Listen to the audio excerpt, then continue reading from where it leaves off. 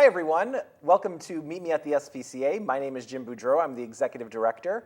We're going to head on over to our main shelter on Hanshaw Road and check in with Liz and Tanya in our adoptions building and see some of the wonderful animals we have available for adoption. Joining me in the studio a little bit later is one of our investigators and animal control officers, Joe Hoffer. We'll be talking a little bit about the busy summers down at the SPCA and some of the services that we provide for some of our community cats. So join me back in a little while and we'll see you soon.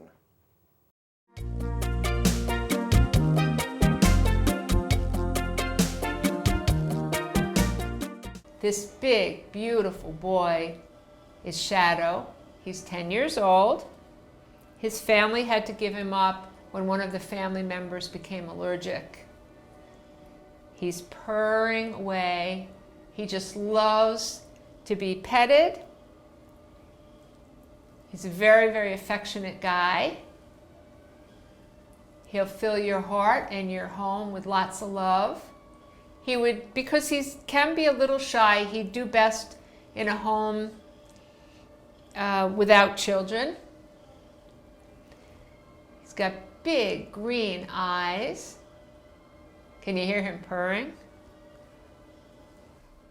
So if you're looking for an older, mellow guy who will give you more love than you could ever imagine, come meet Shadow at the shelter on Hanshaw Road.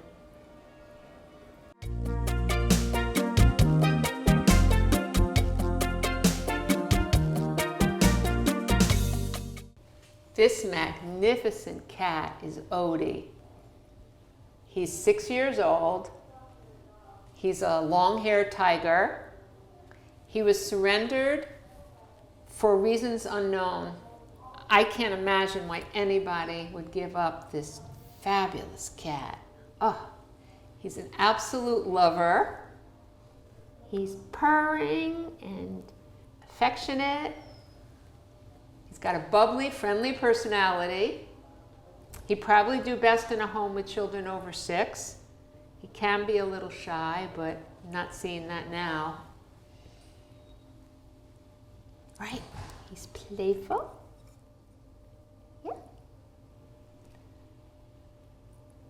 And he's very curious about what's going on outside the window. So if you gave him a perch in front of a window with some action outside, he'd be a very happy boy. That's when he's not spending some time in your lap, giving you so much love. What a gorgeous kitty. That's our Odie.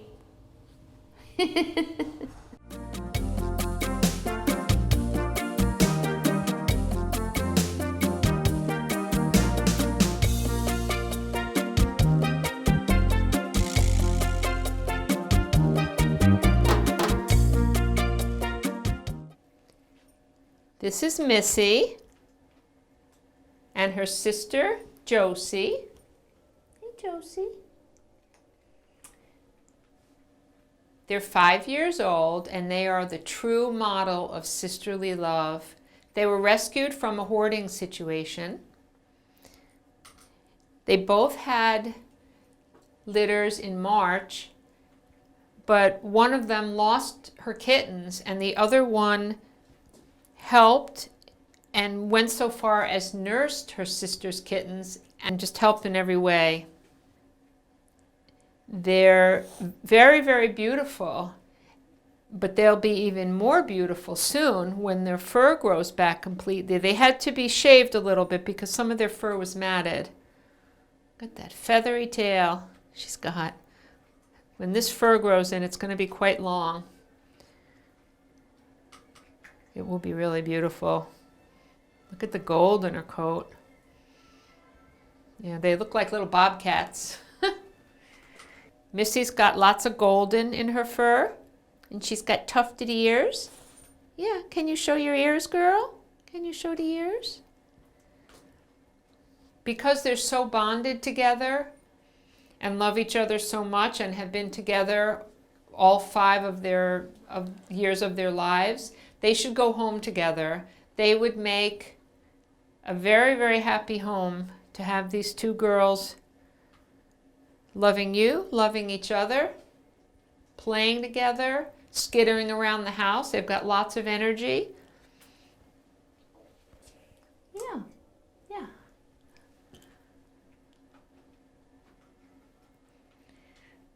Missy and Josie, two beautiful, loving sisters.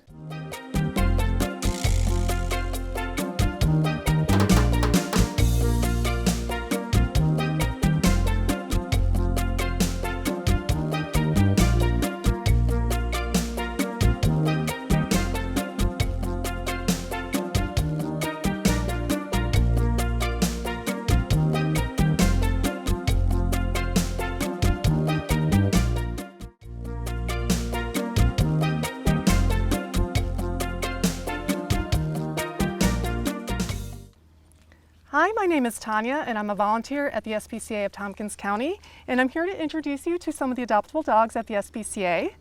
I'm here with Summer, and we're both a little sweaty and out of breath because we've been playing in this 100-degree heat, so we're kind of hiding in the shade right now. Summer looks like a puppy. She acts like a puppy, but she's actually 5 years old. She is a mix of Dachshund and Jack Russell Terrier. Cute as can be. She has lived in a household with dogs, and she was known as a bit of a spitfire. She's a bit pushy with other dogs, so if she were to live in a household with other dogs, it would have to be a good match so she doesn't take over. She would probably do well in a household that has a fenced-in yard because she loves to run around and play fetch forever and ever. That would be a great household for Summer. As far as household with children, she can be a little pushy and spitfire, as I said. So the child would have to know how to act with a dog. So we're recommending probably older children, or if younger children, they know how to be polite. But if you would like to meet our little spitfire, come on into the SPCA of Tompkins County on Hanshaw Road.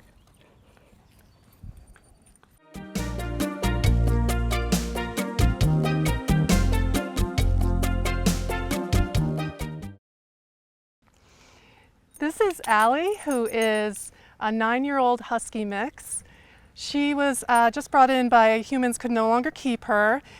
She was described as really sweet-natured, gentle girl, and you could probably see that. I just met her and you saw she was kissing me, so she pretty quickly, once she knows that you're friendly, gets comfortable with you, likes to kiss your nose. Allie's such a beautiful girl. She has one beautiful blue eye and one beautiful brown eye, so she's just gorgeous. Great with children, great with people of any age, and great with other dogs. You're pretty perfect, aren't you? Come on in and meet Allie.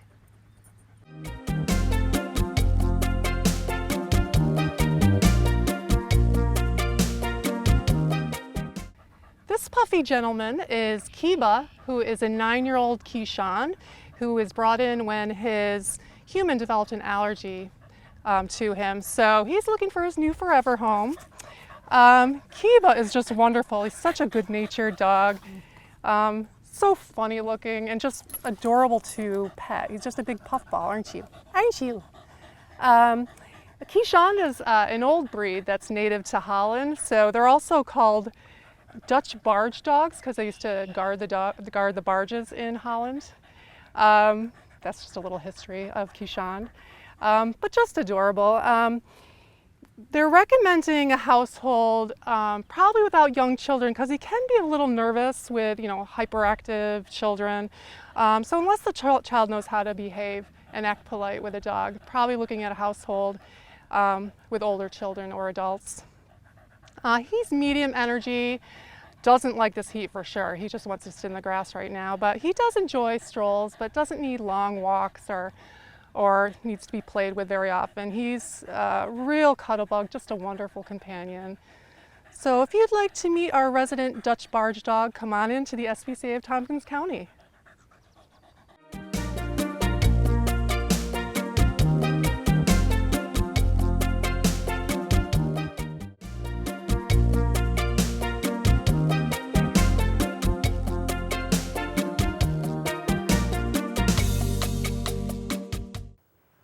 Welcome back, everyone. I'm sure you enjoyed our adoptable animals. Joining me right now is Joe Hoffer, one of our investigators down at the SPCA and one of our animal control officers. Joe, welcome. Oh, thanks, Jim. How you doing? I'm great. How are you? No, not too bad. Good. So, the summers are a particularly busy time for us at the SPCA. We tend to see the largest number of animals coming to us during that time of year. Tell me about some of the calls that you get typically at this time of year. Well, Jim, as we get into the warmer months, I think one of the main calls that we get, most frequent calls, is people calling for dogs in a hot vehicle. We get calls a lot of times at the big box stores downtown, sometimes at the mall, up on Trip Hammer, where people will see a dog in a hot car and they will give us a call. I mean, these calls, we get these calls during the winter months when it's not such a big issue. If it's 30, 40 degrees, dog's in the car for a couple of minutes, heavy coat of fur on, not a big deal. But in the summer months, particularly, when the temps get to be 70 degrees and over, we really do get concerned about those situations. So at what point should a person become concerned when they see an animal that is in a car in a parking lot, per se? Is temperature, I assume, is a factor? Should they be looking for the windows being cracked, or?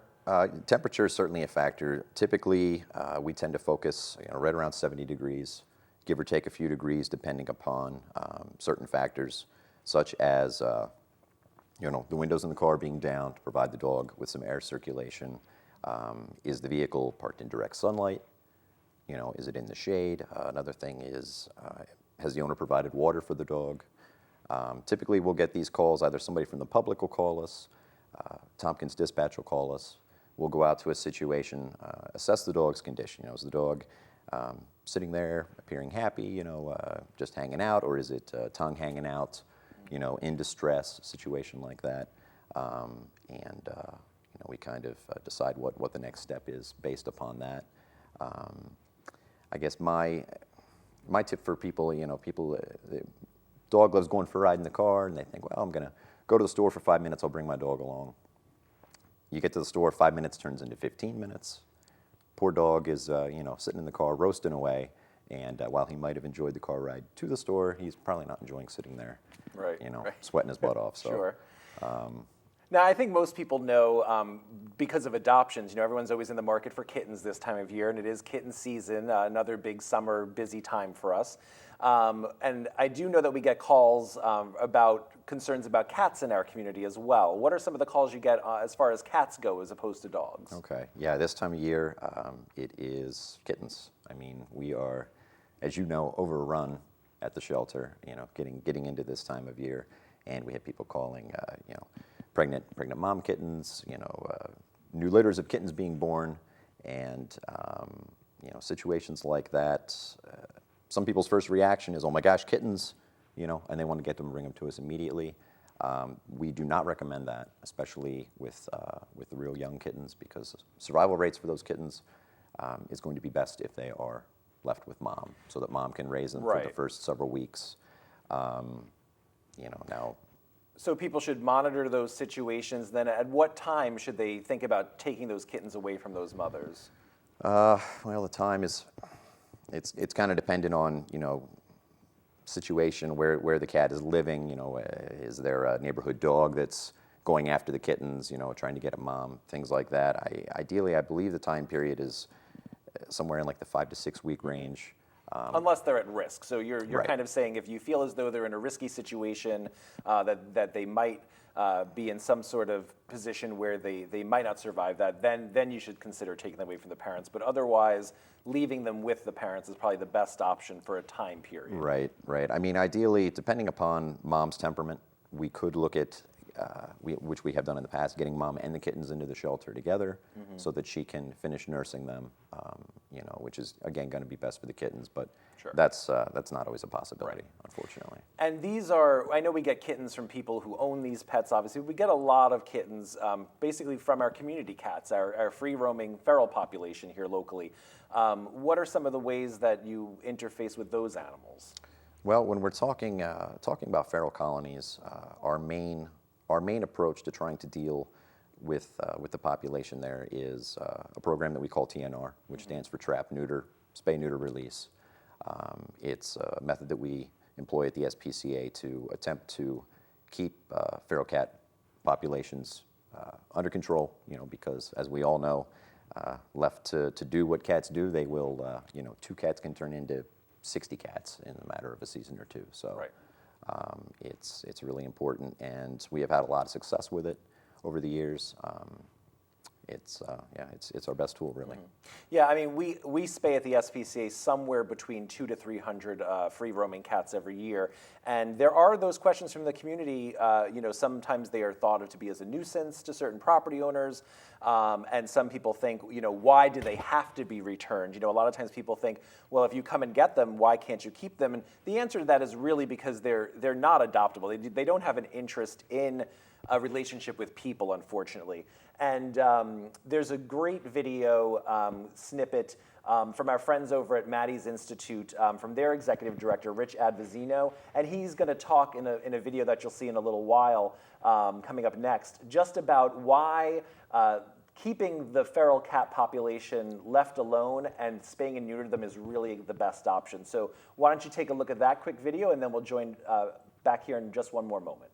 Our next question is for Rich Avanzino. Rich, if shelters do not intake cats, do you think that people will take it into their own hands to reduce the population themselves in a non-humane manner, or by hiring exterminators to deal with the cats? Well, it's a great question. I'd like to put that in context. Unfortunately, with open admission shelters and with a lot of effort to make it easy for people to bring in cats, we still have animal abusers in almost every community of the United States. Even when it's easy for cats to be surrendered to shelters, there are some bad people, fortunately a very few number, but there are some bad people that do terrible things.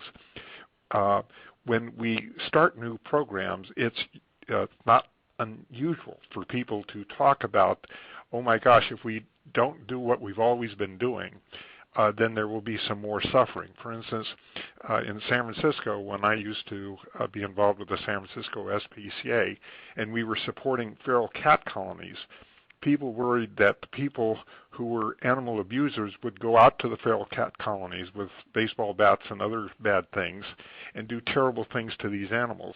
While that fear existed and while that concern was real, the reality never came close to any indication that the feral cat colonies were in greater danger by bad people.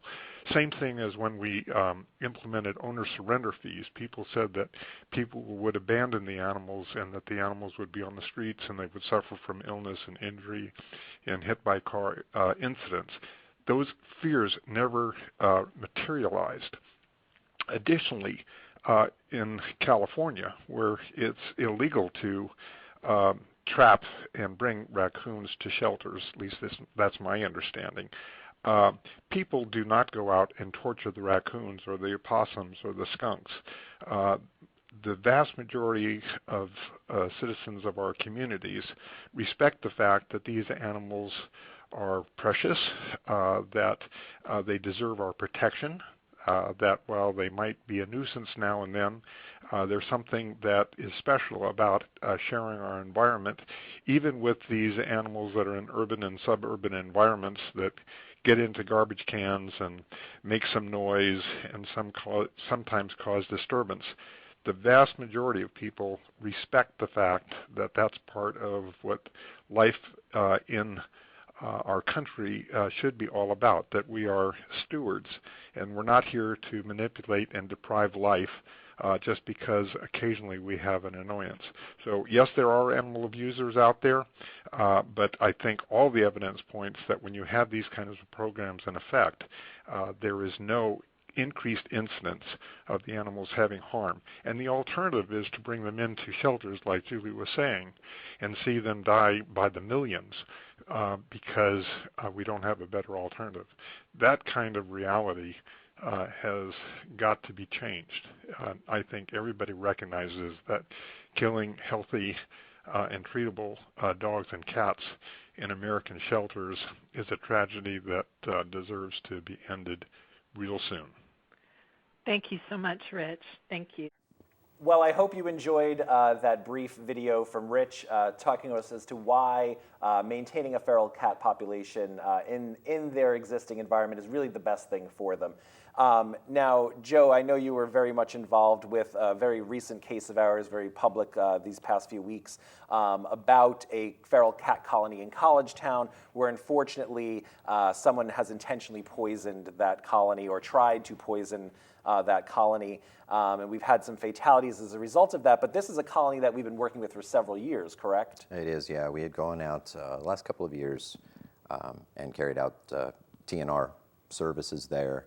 I think over the course of those past few TNRs, we've done somewhere in the range of 20 to 25 cats. So it was a colony that we were certainly aware of. It was a long-standing colony, I believe. This colony was in existence there for over 10 years, living peacefully with the residents there.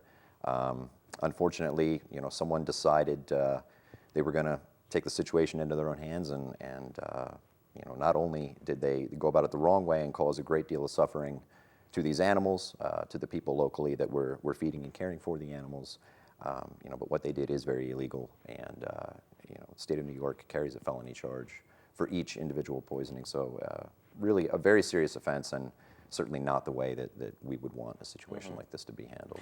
Now, you said residents a lot of times play a role in helping with these colonies. Do they have to feed them? I mean, obviously you would hope that these animals would be getting some sort of monitoring just in case one of them got injured and didn't suffer. I know that when we do the surgeries, we're also vaccinating them against rabies to make sure that at least they have a certain level of vaccinations for their own health as well as the human health concerns. But what are some of the things that these residents are helping this colony to do, and how are they maintaining them? Well, I mean, typically, I won't say always, but a lot of times these colonies will spring up because we have a member of the public who is putting food out for the cats and who is providing a level of care. They are kind of monitoring the situation. They may even be taking some of these animals to their own vet to get them checked out if they're getting injured, things like that. But I think the presence of food definitely helps to kind of get these colonies up and going, which, if you don't want 10 cats hanging out on your porch, you probably shouldn't be putting out a bowl of food every night, because they will come from all over. But in this particular case, we did have a couple of residents there that had been feeding the cats for several years, keeping an eye on them, and we'd gotten calls in the past about the situation. And it's those people that have really been affected by it because they got to know the cats. Right. Now, obviously, we talked a little bit about how these cats are not necessarily friendly and don't ever want or have a relationship with people. But if somebody, and we have members of the community all the time try and trap them on their own or call us to help trap them, what is some way that somebody could identify if they are already spayed and neutered, or if they trap a cat and they're not sure? Because obviously they're probably not going to be particularly willing to have a physical examination done to them by the person who's trapped them. But what is something that somebody could look for in that case? Well, with the TNRs, we always, I say always, we almost always notch the ear, which basically just takes the tip off of one of the cat's ears. It's the easiest way to be able to visually identify if an animal has been spayed or neutered. And that way, when you have a colony like the case we're talking here about in College Town, it's easy to tell, especially if we are going out season after season to do TNRs there. We can quickly identify the cats that have been done, release them, and reset the traps to catch cats that haven't been done yet. So. Yeah, I mean, it makes perfect sense. So really, if somebody finds themselves in this situation, what should they really do? I mean, should they call us first, or should they try and trap them, or what would your advice be? Well, I would, some of it is going to come down to the individual. If we're talking about an experienced cat person here, they may want to do the trapping on their own and bring the cats to us, which we do have plenty of people in the county that do that. And again, if we're talking about a feral colony, the SPCA is more than happy to help. We can certainly go out and attempt to set traps, and again, just kind of monitor the population and keep things from getting too out of hand. Great. Well, Joe, thanks so much for being my guest. Really do appreciate it, and for all that you do for us down at the SPCA. We're going to head back to the main shelter right now and check in with good old Sarah Post and hear about some Happy Tail adoption updates. So thank you, and here's Sarah.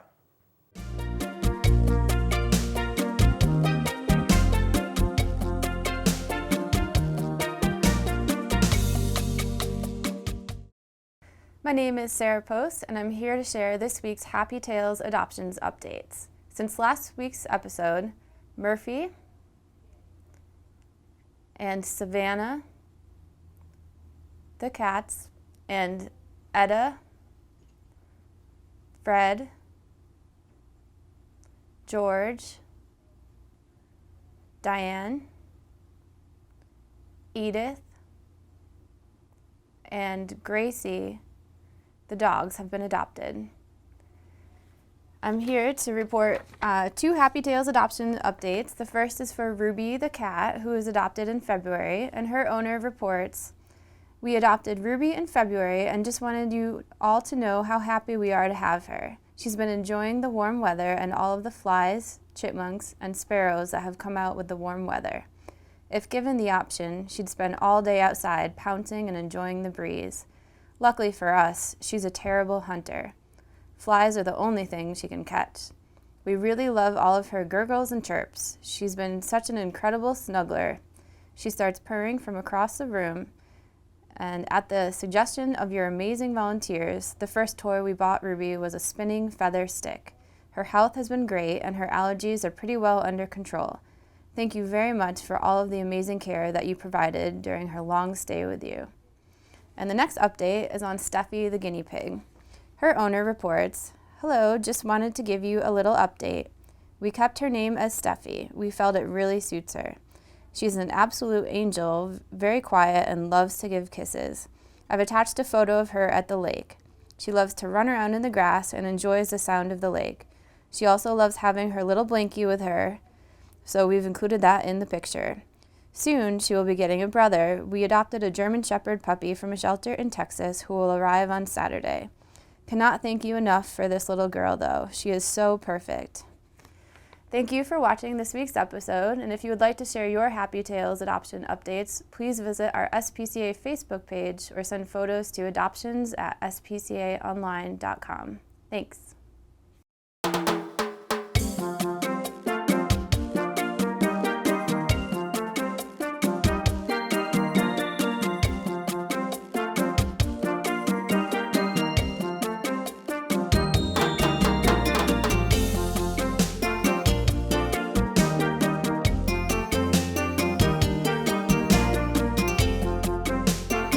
You're a killer. All right, how do I calm one down?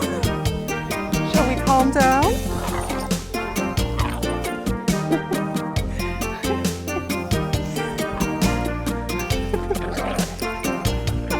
Perhaps I shouldn't have her doing that the whole time.